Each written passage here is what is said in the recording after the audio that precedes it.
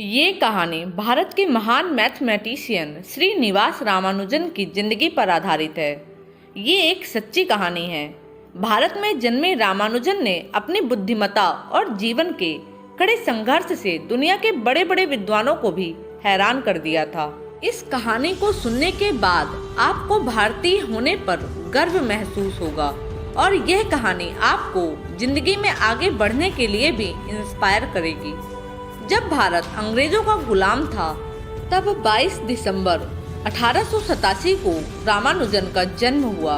रामानुजन के पिता एक नॉर्मल क्लर्क थे और उनकी फैमिली एक मिडिल क्लास फैमिली थी। रामानुजन बचपन से ही मैथ्स में काफी होशियार थे। अपनी बेसिक एजुकेशन पूरी करने के बाद उसने अपने आप को मैथ्स के प्रति समर्पित कर दिया था। वह किसी कॉलेज या यूनिवर्सिटी में नहीं बल्कि खुद ही पढ़ते थे। इसी वजह से वह इंटेलिजेंट तो बहुत थे, लेकिन उसके पास कोई डिग्री नहीं थी। वह महीनों महीनों तक एक ही चीज पर रिसर्च करते और नए नए तरीकों की खोज करते। अपनी रिसर्च के बेसिक पर वह एक नोटबुक भी लिख चुके थे। 14 जुलाई 1909 में उसकी जानकी के साथ शादी हो चुकी थी और 1913 में उसके पिता की मौत के बाद परिवार को चलाने की जिम्मेदारी उनके कंधों पर आ चुकी थी। इसी वजह से नौकरी की तलाश में रामानुजन दूसरे शहर आ चुका था और वह एक ब्रिटिश ऑफिसर के यहाँ अपने इंटरव्यू के लिए जाता है और वह उसे अपनी मैथ्स के रिजल्ट के बारे में भी बताता है। लेकिन उस ऑफिसर को किसी डिग्री वाले कैंडिडेट की जरूरत थी, इसलिए वह रामानुजन को बेइज्जती करके वहां से निकाल देता है। इस बार भी असफल होने की वजह से वह निराश हो जाता है। उसे लगने लगा था कि वह गरीबी में ही मर जाएगा। ना जाने उसकी किस्मत में क्या लिखा है। अगले दिन रामानुजन नारायण से मिलता है, जो पेशे से एक अकाउंटेंट थे और वह काफी अरसे से एक फ्रांसिस नाम के अंग्रेज के यहाँ काम करता था। नारायण को रामानुजन की मैथ्स की रिसर्च काफ़ी अच्छी लगती है, क्योंकि उसका भी मैथ्स में काफ़ी इंटरेस्ट था। तो डिग्री ना होने के बावजूद भी नारायण उसे एक शर्त पर क्लर्क की नौकरी पर रख लेता है कि रात के समय रामानुजन अपने मैथ्स की रिसर्च समझाएगा। अपनी नौकरी लगने के बाद रामानुजन अपनी माँ और बीवी को अपने पास बुला लेता है। अगले दिन रामानुजन ऑफिस में काम कर रहा था, तब नारायण नोटिस करता है कि रामानुजन कैलकुलेशन के लिए अबेकस का इस्तेमाल नहीं कर रहा है। अबेकस उस समय का कैलकुलेटर था और सब लोग फास्ट कैलकुलेशन के लिए अबेकस का इस्तेमाल करते थे। रामानुजन कहता है कि अबेकस उसके काम को स्लो कर देता है, क्योंकि अबेकस से ज़्यादा तेज कैलकुलेशन तो वह अपने दिमाग में ही कर लेता है, जो एक जीनियस ही कर सकता था। रामानुजन की रिसर्च देखने के बाद नारायण कहता है कि हमें तुम्हारी रिसर्च किसी काबिल व्यक्ति को दिखानी चाहिए जो इसे समझ सके। तो रामानुजन कहता है कि वह अपनी रिसर्च मद्रास में सबको दिखा चुका है, लेकिन किसी को भी कोई इंटरेस्ट नहीं है। इस पर नारायण उसे मद्रास से बाहर इंग्लैंड जाने के लिए कहता है।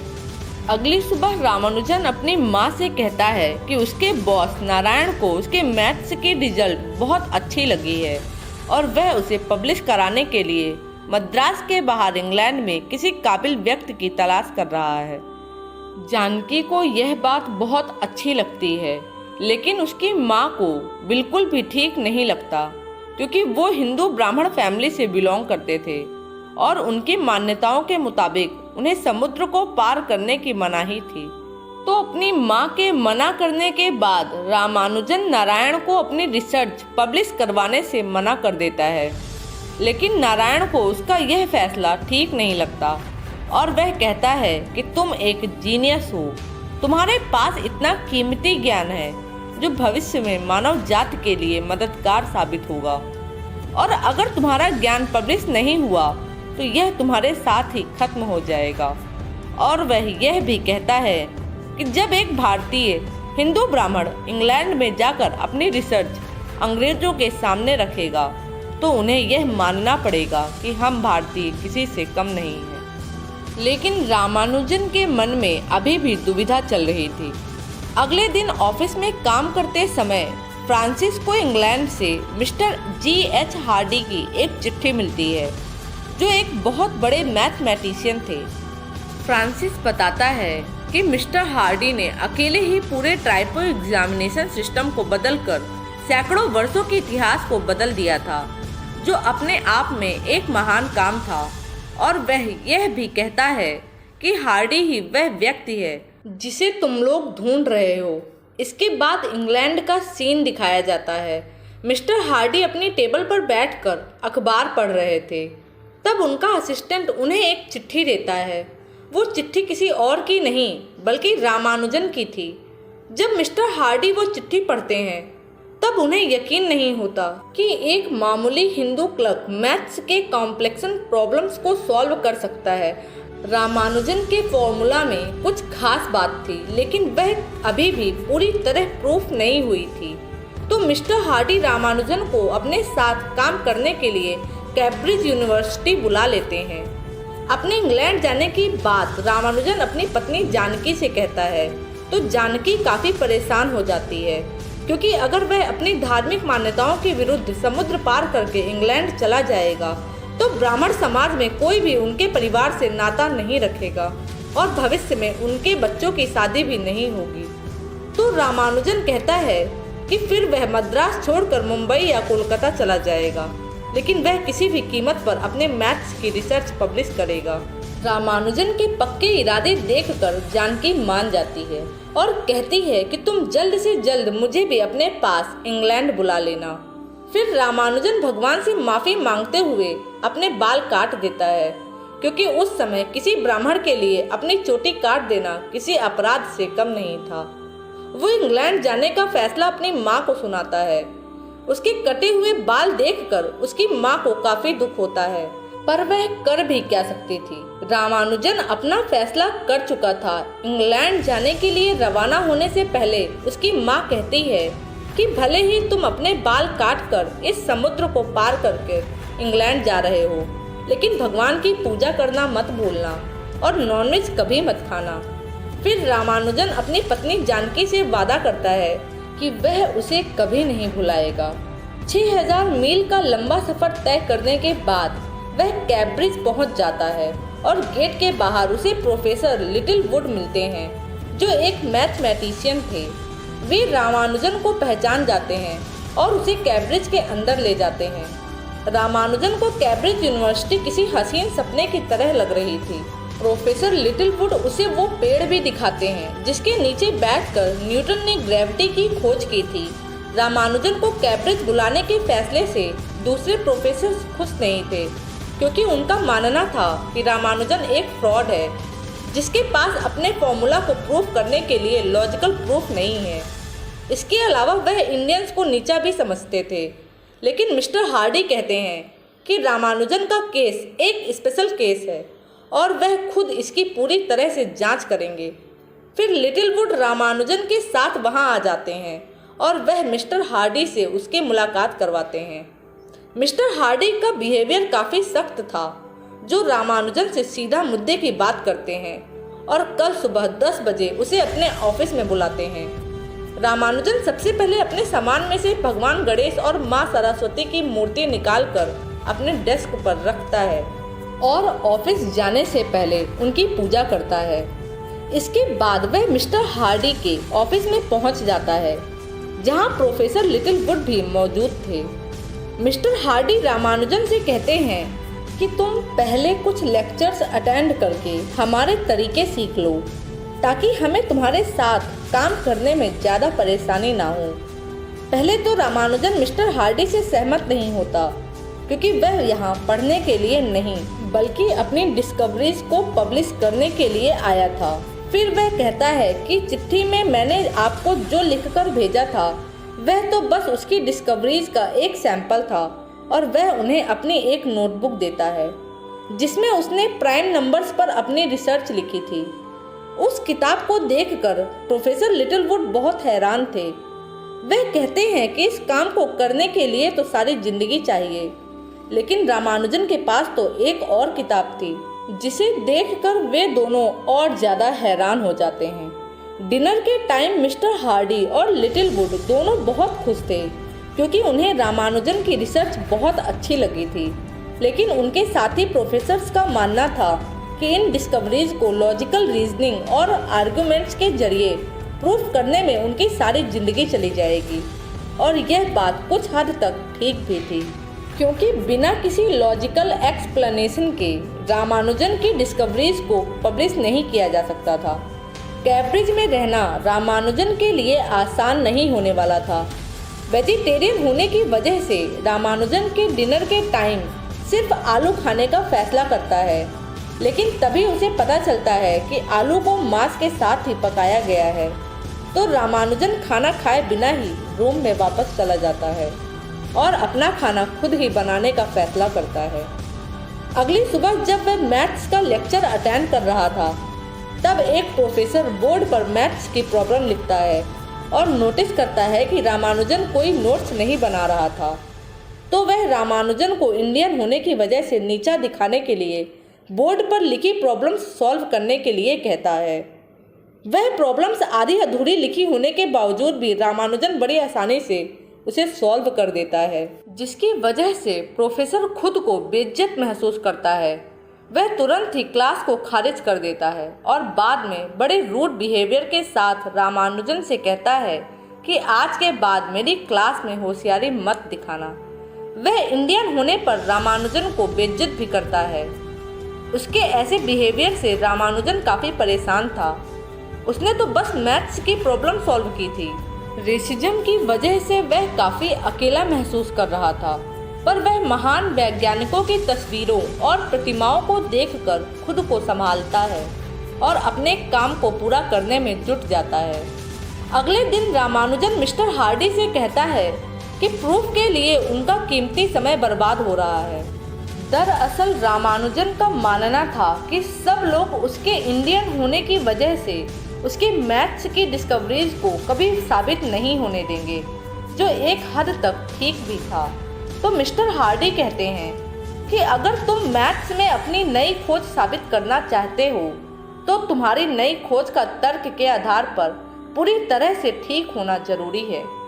फिर वह रामानुजन को लाइब्रेरी के उस हिस्से में ले जाते हैं जहां दुनिया के महान व्यक्तियों की खोज को रखा गया था।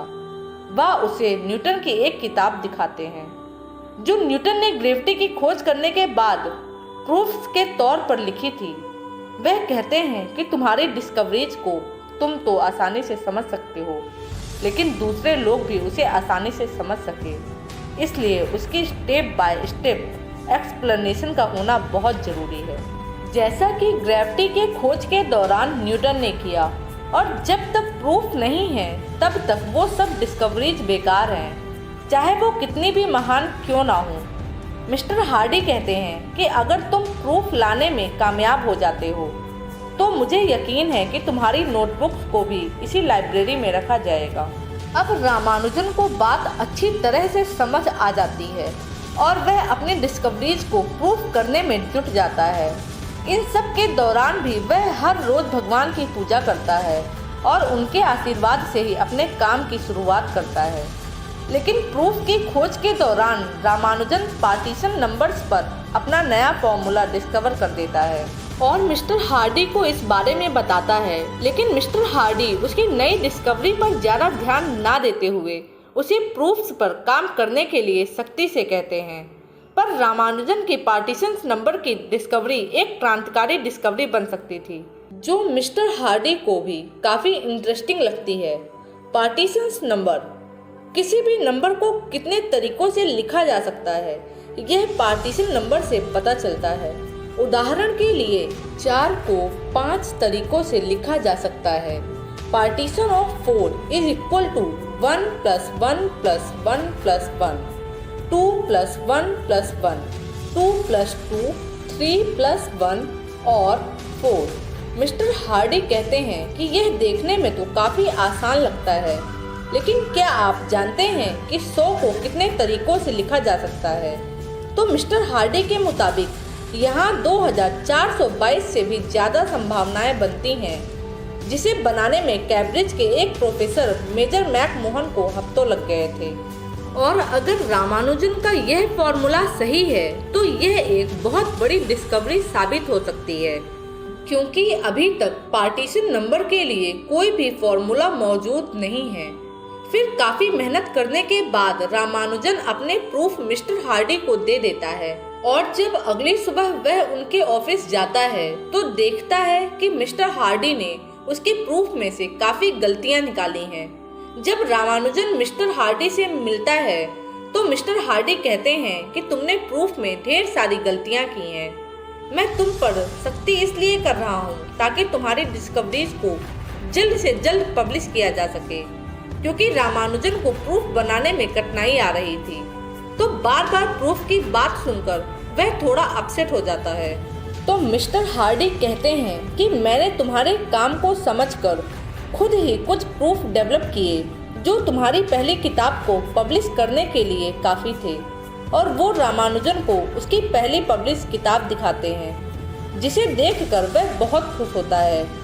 रामानुजन की पहली किताब पब्लिश होने पर उसकी माँ भी बहुत खुश थी, जो सब लोगों को उसके बारे में बताती है। अगली सुबह रामानुजन को पता चलता है कि इंग्लैंड में वार शुरू हो चुकी है। वार की खबर सुनकर रामानुजन अपनी वाइफ जानकी को चिट्ठी लिखता है कि वार के हालातों में उसका इंग्लैंड आना ठीक नहीं रहेगा, लेकिन जानकी भी चिट्ठी लिखवा देती है कि वह जंग के बावजूद भी उसके पास इंग्लैंड जरूर आएगी।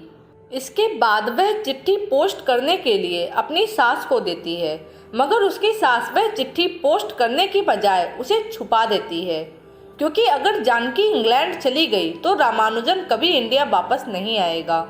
तो जानकी की कोई भी चिट्ठी रामानुजन तक नहीं पहुंच पाती। युद्ध के दौरान कैम्ब्रिज के कैंपस को इंग्लैंड आर्मी इस्तेमाल कर रही थी और वहां कुछ सिपाही इंडियन होने की वजह से रामानुजन को पसंद नहीं करते थे, जो मौका मिलने पर उसकी पिटाई भी करते थे। रेसिज्म की वजह से रामानुजन अकेला पड़ गया था। उसे अपनी पत्नी जानकी की बहुत याद आ रही थी, क्योंकि उसने उसे जल्द से जल्द इंग्लैंड बुलाने का वादा किया था, पर जंग के माहौल में यह संभव नहीं था। प्रोफेसर लिटिलवुड जंग के दौरान आर्मी को ज्वाइन करने का फैसला करते हैं और जाने से पहले वो मिस्टर हार्डी को एक चिट्ठी भी लिखते हैं, जिसमें वो लिखते हैं कि पता नहीं कि मैं जंग के मैदान से वापस आ पाऊँ या नहीं, इसलिए मैं तुम्हें यह बताना चाहता हूँ कि रामानुजन की डिस्कवरीज पर काम करने के बाद मुझे 2 बातें पता चली हैं। पहली, रामानुजन की प्राइम नंबर्स की थ्योरम गलत है, और दूसरी कि जिस तरह की डिस्कवरीज रामानुजन लेकर आया है उसे देखकर ऐसा लगता है कि रामानुजन एक चमत्कार है। हम लोगों को उसकी तुलना 18वीं सदी के मैथमेटिशियन जैकोबी से नहीं, बल्कि ग्रेट साइंटिस्ट न्यूटन से करनी चाहिए, और रामानुजन को उसके हिस्से का सम्मान दिलाने के लिए दूसरे प्रोफेसर्स के साथ तुम्हें अपने हिस्से की जंग लड़नी पड़ेगी, क्योंकि इंडियन होने की वजह से सब उसे कैम्ब्रिज से बाहर निकालना चाहते हैं। इसलिए रामानुजन अब तुम्हारी जिम्मेदारी है। अगले दिन मिस्टर हार्डी रामानुजन को सख्ती से कहते हैं कि तुम्हारी प्राइम नंबर्स की थ्योरम गलत है। यह बात सुनकर रामानुजन थोड़ा निराश हो जाता है। मिस्टर हार्डी उस पर प्रूफ लाने के लिए काफी दबाव बनाते हैं, तो रामानुजन के सब्र का बांध टूट जाता है। वह कहता है कि मैं यह सब और नहीं झेल सकता, क्योंकि रामानुजन के प्रति मिस्टर हार्डी का रवैया काफी सख्त था। इंडियन होने की वजह से स्टूडेंट्स और प्रोफेसर सब उसे नीचा दिखाते थे। इसी वजह से सिपाहियों ने उसे मारा भी था। उसका यहाँ कोई दोस्त नहीं था, वह अकेला पड़ गया था, जो अपनी पत्नी जानकी को काफी मिस कर रहा था। ऊपर से मिस्टर हार्डी उस पर दबाव बना रहे थे। इस सब की वजह से वह काफी परेशान हो चुका था, तो जल्द से जल्द अपना काम खत्म करने के लिए वह पूरी रात अपने प्रूफ पर काम करने के बाद मिस्टर हार्डी को दे देता है, जिसे देखकर मिस्टर हार्डी काफी खुश होते हैं। लेकिन उस दौरान रामानुजन की तबीयत कुछ बिगड़ने लगी थी। इसके बाद mister Hardy major McMahon से मिलते हैं और पार्टीशन नंबर पर रामानुजन के नए फॉर्मूले के बारे में बात करते हैं। लेकिन मेजर मैक मोहन कहते हैं कि कोई भी पार्टीशन को सॉल्व नहीं कर सकता, खास करके रामानुजन। यह बात पता चलने पर रामानुजन उनके ऑफिस में चला जाता है। मैकमोहन कहते हैं कि तुम्हारा फॉर्मूला पार्टीशंस कभी भी सॉल्व नहीं कर सकता। तो रामानुजन कहता है कि आप P of 200 के जवाब के साथ तैयार रहें। और कुछ दिनों के बाद जब वो दोनों P of 200 के जवाब के साथ वहां पहुंचते हैं तो रामानुजन के मुताबिक P of 200 की वैल्यू यह थी, जो मेजर मैकमोहन के एक्यूरेट जवाब इसके साथ सिर्फ 2% ही अलग थे, जिसे देखकर मेजर मैकमोहन हैरान हो जाते हैं। लेकिन रामानुजन की तबीयत दिन ब दिन ही खराब होती जा रही थी और एक दिन जब वह अपने चेकअप के लिए जाता है तो डॉक्टर उसे बताते हैं कि उसे टीबी की बीमारी हो चुकी है। पर रामानुजन यह बात मिस्टर हार्डी से छुपा कर रखता है। उसे डर था कि उसकी बीमारी का पता चलने के बाद उसकी रिसर्च बंद हो जाएगी और कहीं ना कहीं वह यह भी मानता था कि उसके भगवान उससे नाराज हैं। अब मिस्टर हार्डी और रामानुजन में दोस्ती की शुरुआत हो चुकी थी, जो मिलकर पार्टीशन नंबर का फॉर्मूला क्रैक करने में जुट जाते हैं। तब मिस्टर हार्डी बताते हैं कि उन्होंने रामानुजन को रॉयल सोसाइटी का फेलो मेंबर बनाने का प्रपोजल रखा है ताकि रामानुजन को उसके हिस्से का सम्मान मिल सके। इसके लिए रामानुजन उन्हें शुक्रिया भी कहता है। लेकिन मीटिंग में कोई भी प्रोफेसर रामानुजन की फेलो मेंबरशिप के प्रपोजल से सहमत नहीं होता, क्योंकि वह एक इंडियन है और इसलिए उस प्रपोजल को रिजेक्ट कर दिया जाता है। इस दौरान रामानुजन की तबीयत काफ़ी बिगड़ जाती है। हर तरफ से परेशान होने की वजह से वह रेलवे स्टेशन जाकर ट्रेन की पटरी पर कूद जाता है, लेकिन ट्रेन का ड्राइवर ट्रेन रोककर उसे बचा लेता है। फिर हॉस्पिटल में मिस्टर हार्डी को पता चलता है कि रामानुजन को एडवांस स्टेज का टीबी हो चुका है और उसके पास कुछ महीने ही बचे हैं। मिस्टर हार्डी रामानुजन से कहते हैं कि तुम्हें मुझे अपनी बीमारी के बारे में पहले ही बता देना चाहिए था, अब कुछ नहीं किया जा सकता। फिर एक दिन बातचीत के दौरान मिस्टर हार्डी कहते हैं कि मैं जानता हूँ कि तुम्हें एक दोस्त की सख्त ज़रूरत रही है, लेकिन चाह कर भी मैं तुम्हारी मदद नहीं कर पाया, क्योंकि मैथ्स के अलावा मेरी ज़िंदगी में किसी भी चीज़ की कोई अहमियत नहीं रही। शायद इसी वजह से मेरा स्वभाव ऐसा बन चुका है। फिर रामानुजन कहता है कि क्या आप जानना चाहते हैं कि मुझे मैथ्स के यह सब आइडियाज़ कहाँ से मिलते हैं? तो वह बताता है कि जब वो रात को सोता है या पूजा करता है तब देवी नामागिरी उसके ख्यालों में आती हैं, उससे बातें करती हैं और देवी नामागिरी ने ही मैथ्स की कॉम्प्लेक्स प्रॉब्लम को सॉल्व करने में उसकी मदद की है। उन्हीं की कृपा से उसने मैथ्स की सारी डिस्कवरीज की हैं और वह यह भी बताता है कि उसके लिए किसी भी इक्वेशन का कोई मतलब नहीं है जब तक कि वह ईश्वर के प्रति अपने विचार व्यक्त ना करे। क्योंकि मिस्टर हार्डी एक नास्तिक थे, तो यह बात सुनने के बाद वह कहते हैं कि मैं भगवान पर विश्वास नहीं कर सकता, क्योंकि भगवान को साबित नहीं किया जा सकता, लेकिन मैं तुम पर विश्वास करता हूँ। बीमार होने के बावजूद भी रामानुजन अपने मैथ्स की रिसर्च को जारी रखता है और मिस्टर हार्डी को पार्टीशन नंबर पर अपना और बेहतर फॉर्मूला देता है, जिसका डिफरेंस 2% की बजाय 0.004% था। जब मिस्टर हार्डी उस फॉर्मूला को प्रूफ के साथ मेजर मैकमोहन को दिखाते हैं तो मेजर कहते हैं कि रामानुजन का फॉर्मूला बिल्कुल सही है।